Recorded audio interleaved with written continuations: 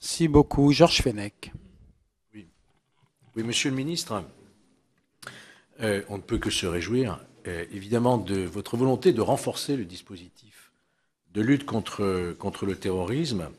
Vous avez dit que la démocratie a des faiblesses, mais que notre force est le droit. Je voudrais simplement, plus qu'une question, si vous me permettez, une réflexion, une réaction en tout cas, après tout ce qui vient de se passer ces dernières heures. Je crois que le droit, l'acquis essentiel, sans esprit polémique, je le dis, c'est un rappel des faits historiques. On le doit à la droite. Je voudrais simplement vous rappeler, vous n'étiez pas aux commandes à l'époque, bien entendu, que c'est sous François Mitterrand que la loi d'amnistie du 4 août 1981, on s'en souvient, avait ouvert la porte des prisons à quelques 250 terroristes, dont 12 membres d'Action Directe, qui plus tard assassineront Georges Besse et le général Audran. À l'époque, l'un de vos prédécesseurs, socialiste, Gaston Defferre, avait déclaré que l'extradition était contraire à toutes les traditions de la France, surtout lorsqu'il y a combat politique. Et François Mitterrand lui-même avait prévenu: nous ne toucherons pas aux réfugiés politiques, nous veillerons à leur réinsertion dans le système démocratique.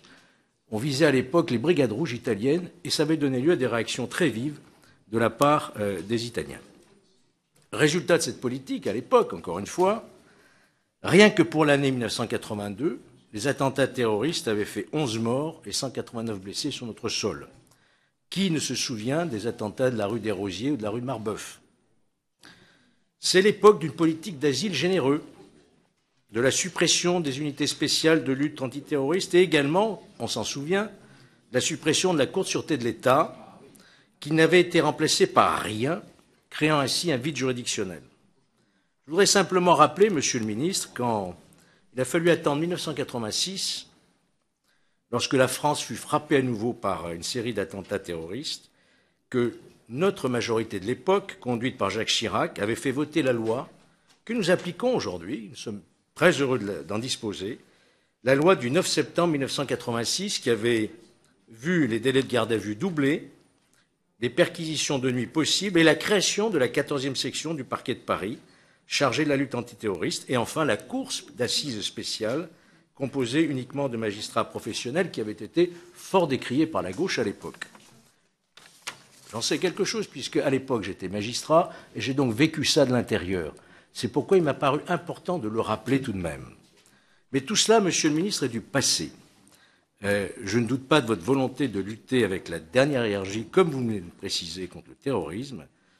Notre souhait, comme l'a dit le Président de la République hier, c'est que notre pays ne se divise jamais sur cette question.